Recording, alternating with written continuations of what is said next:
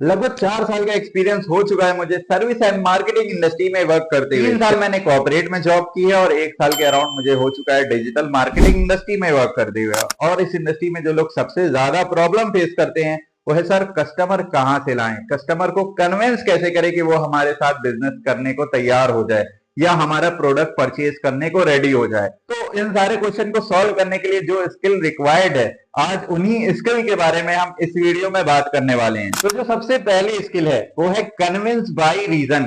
आपके पास एक valid reason होना चाहिए कि आपका कस्टमर आपकी बात सुने। फॉर एग्जाम्पल, जब आप जॉब करते हैं या अपने बॉस से जब आप छुट्टी लेने जाते हैं, अगर आप रैंडमली उठे और सर से जाके कहा कि सर मुझे छुट्टी चाहिए, तो आपका बॉस आपको छुट्टी बिल्कुल भी नहीं देगा। लेकिन अगर आपने उसमें एक वैलिड रीजन ऐड कर दिया कि सर मुझे अपनी बहन को लेने जाना है या मेरी दादी बीमार है, तो यहाँ पे एक वैलिड रीजन ऐड होने की वजह से आपका बॉस आपको छुट्टी इंस्टेंटली दे देगा। उसी तरह से अगर आप रेलवे स्टेशन, बस स्टेशन या किसी भी टिकट लाइन में लगे हुए हैं और अगर आपको आगे जाना है, अगर आप रैंडमली आगे जाएंगे तो आपको कोई भी आगे जाने नहीं देगा। लेकिन अगर आपने वहां पे एक वैलिड रीजन ऐड कर दिया कि सर मेरी बहन आगे इंतजार कर रही है या मेरी ट्रेन छूट जाएगी, तो यहाँ पे वैलिड रीजन होने की वजह से लोग आपके लिए रास्ता छोड़ देंगे। क्योंकि लोगों को काम कराने के लिए ना एक वैलिड रीजन होना जरूरी है। तो अगर आप चाहते हैं कि आपका कस्टमर आपकी बात सुने तो एक वैलिड पॉइंट जरूर उसको देना होगा जिससे कि वो आपकी बात को सुने। सेकंड जो स्किल है वो है कन्विंस बाय गिविंग या यूज लॉ ऑफ गिविंग। देखिए आज के दौर में ना बिना किसी को कुछ प्रोवाइड किया, बिना किसी को दिए या बिना रिलेशन बिल्ड किए कोई भी काम नहीं हो सकता। चाहे आप कोई भी चीज सेल करना चाहते हो या किसी से रिलेशन भी बिल्ड करना चाहते हो, उसके लिए आपको सामने वाले पर्सन के लिए कुछ ना कुछ करना पड़ता है। उसी तरह से जब आपका कस्टमर आपके पास आता है तो वो बिल्कुल न्यू होता है, आप पे ट्रस्ट नहीं कर रहा होता है, बस आपकी बात को सुन रहा होता है। अब आपको यहाँ पे ट्रस्ट बिल्ड करने के लिए, ट्रस्ट इश्यू को रिजॉल्व करने के लिए अपने कस्टमर को एक्टिवली सुनना होता है, क्योंकि एक्टिव लिसनिंग से ही आपको अपने कस्टमर की एक्चुअल प्रॉब्लम पता चलती है। जब आपको अपने कस्टमर की एक्चुअल प्रॉब्लम पता चल जाती है तब आप अपनी सर्विसेज को पिच करिए, ठीक है, जो उसकी प्रॉब्लम से रिलेटेबल हो, ठीक है, और हायर से लेके लोअर तक का पिच करिए, ठीक है। इन केस अगर कस्टमर आपका हायर प्रोडक्ट परचेज नहीं करता है तो आप अपने सबसे लोअर वाले प्रोडक्ट को या आप सर्विसेज को उसको फ्री में प्रोवाइड कर दिए। आप यहाँ पे फ्री में कुछ दे दीजिए या प्रोवाइड कर दीजिए। उससे क्या होगा, आपका कस्टमर जो है, जो क्लाइंट आया है, वो आपसे लूज नहीं होगा, पहली चीज। दूसरी चीज, आपका यहाँ पे एक रिलेशन बिल्ड हो जाएगा।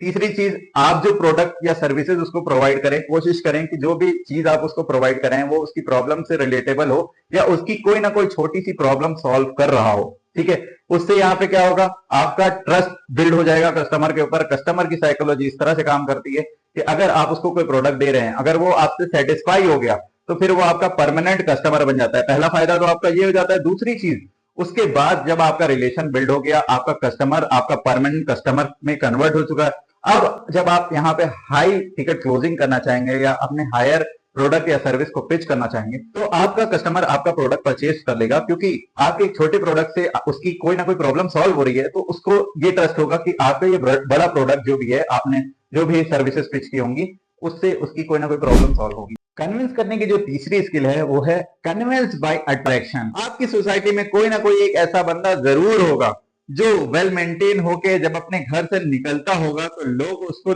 देखते होंगे। अगर वो बंदा कोई बात कह रहा होगा तो लोग उसकी बात को गौर से सुनते होंगे और लोग उसको सुनना पसंद करते होंगे, क्योंकि उसकी पर्सनालिटी ऐसी चार्मिंग पर्सनालिटी होती है, ठीक है। और ऐसा बंदा अगर कोई चीज बेचे तो लोग इजिली परचेज कर लेते हैं, क्योंकि लोग उसकी पर्सनालिटी से इन्फ्लुएंस हो जाते हैं, इजिली इन्फ्लुएंस हो जाते हैं, ठीक है। तो कोशिश ये करिए कि जब आप कहीं मीटिंग लेने जाएं या कोई भी ऑनलाइन मीटिंग भी करें तो आप प्रोफेशनली दिखने चाहिए। आपका लुक प्रोफेशनली होना चाहिए और खाली प्रोफेशनली दिखने ही नहीं चाहिए, आपकी बातों में भी वैसे ही दम होना चाहिए, कॉन्फिडेंस होना चाहिए, कॉन्फिडेंस दिखना चाहिए। तब एक कॉन्फिडेंट बंदे के साथ इंसान, अब लेट सपोज अगर आप कहेंगे भैया मेरा ये प्रोडक्ट ले लो बहुत अच्छा है ये, तो ऐसे करेंगे तो कोई भी आपकी बात को सुनना पसंद नहीं करेगा। लेकिन अगर आपने ऐसे कॉन्फिडेंटली बोला कि सर मेरा ये प्रोडक्ट है XYZ और इससे आपको ये बेनिफिट्स हो सकता है, ये प्रॉब्लम आपकी ये प्रॉब्लम सॉल्व हो सकती है, और आप मेरे प्रोडक्ट को एक बार यूज करके देखें, फ्री में यूज करके देखें, या इस तरह से एक एग्जाम्पल के तौर पे मैं आपको समझा रहा हूं। आपको इस तरह से पिचिंग नहीं करनी है, आप अपने जिस तरह से पिचिंग करते हैं उसी तरह से करेंगे, लेकिन कॉन्फिडेंटली करेंगे। तो यहाँ पे आपकी अथॉरिटी भी साथ साथ बिल्ड हो जाती है, पर्सनालिटी से आपके ऑलरेडी आपका कस्टमर अट्रैक्ट है, इन्फ्लुएंस है। अब आपने अगर सही तरीके से प्रेजेंटेशन दे दी, सही तरह से एक वर्ड को यूज कर लिया, सही तरह से सारे प्रोसेस को यूज कर लिया, तो आपकी सेल यहाँ पे डेफिनेटली क्लोज हो जाएगी। कन्विंस करने की जो चौथी स्किल है वो है कन्विंस बाय सोशल एक्सेप्टेंस। आपके प्रोडक्ट को या आपको सोशली एक्सेप्ट कर लिया गया हो। अब ये चीज आपके कस्टमर को किस तरह से पता चलेगी? आपके कस्टमर के टेस्टिमोनीज देख के, आपके कस्टमर के रिव्यूज देख के। तो अगर आपको अपने कस्टमर को कन्विंस करना है और एक मजबूत अथॉरिटी बिल्ड करनी है, ट्रस्ट बिल्ड करना है, तो अपने कस्टमर की टेस्टिमोनी, क्योंकि देखिए हम अगर अपने प्रोडक्ट की तारीफ करेंगे या खुद की तारीफ करेंगे, कोई भी हमारी बात को नहीं सुनेगा। लेकिन वही अगर तीसरा बंदा या आपका खुद दूसरा जो कस्टमर आपसे सेटिस्फाई है, वो आपके प्रोडक्ट की तारीफ करेगा, तो वो एक साइकोलॉजिकल इंपैक्ट डालेगा आपके कस्टमर पे, और आपका कस्टमर वहां पे आपसे कन्विंस होने लगेगा, आपसे रिलेशन बिल्ड करना चाहेगा, आपका प्रोडक्ट परचेज करना चाहेगा, और आपकी सेल यहाँ पे भी डेफिनेटली क्लोज हो जाएगी। कन्विंस करने की जो पांचवी और आखिरी स्किल है वो है कन्विंस बाय ट्रस्ट। अगर ये चीज आपके कस्टमर को आपके ऊपर हो गया, आपके ऊपर आपका कस्टमर ट्रस्ट करने लगा, तो आप उस कस्टमर से कुछ भी सेल कर सकते हैं। और ट्रस्ट इजीली गेन नहीं किया जाता है। ट्रस्ट गेन करने के लिए आपको अपने कस्टमर को कुछ ना कुछ देना होगा, अपने को रिप्रेजेंट करना होगा कि हाँ आप उसके वेल विशर हैं। आपको ये प्रूफ करना होगा, और आप ये प्रूफ किस तरह से करेंगे? आप प्रूफ इस तरह से करेंगे कि आप अपने कस्टमर को एक्टिवली सुनेंगे, उसकी प्रॉब्लम को एनालाइज करेंगे, उसकी प्रॉब्लम के अकॉर्डिंग उसको सजेशन देंगे, उससे एक रिलेशन बिल्ड करेंगे। और अगर आप ऑनलाइन बिजनेस में या डिजिटल इंडस्ट्री में हैं, तो आप उससे रिलेटेड वीडियोस, प्रेजेंटेशंस या जो भी XYZ उसकी प्रॉब्लम को सॉल्व कर सकती है, छोटी मोटी प्रॉब्लम या बड़ी प्रॉब्लम, उसको सॉल्व करने की कोशिश करेंगे। जब आप किसी के लिए कुछ करते हैं, तो वो बंदा आपको हमेशा याद रखता है, और ट्रस्ट यहाँ पे आपका मजबूत हो जाता है। और जब आपका ट्रस्ट मजबूत हो जाता है, आपका कस्टमर आप पे पूरा आंख बंद करके भरोसा करने लगता है, तब आप अपने कस्टमर को कुछ भी सेल कर सकते हैं, और वो आपका कस्टमर परमानेंट बन जाता है, लाइफ टाइम आपका कस्टमर बना रहता है। ठीक है, तो जो सबसे लास्ट और सबसे इंपॉर्टेंट स्किल है कन्विंस बाय ट्रस्ट। तो ट्रस्ट होना बहुत जरूरी है। ट्रस्ट बिल्ड करने के लिए आपको ये सारी जो प्रोसेस मैंने बताया है, इसको प्रॉपरली फॉलो करना होता है। ठीक है, जैसा कि मैंने आपको बताया पूरी वीडियो में कि सबसे पहला जो है कन्विंस बाय रीजन। कस्टमर के पास एक वैलिड रीजन होना चाहिए, या आप उसको एक वैलिड रीजन देंगे आपकी बात सुनने के लिए।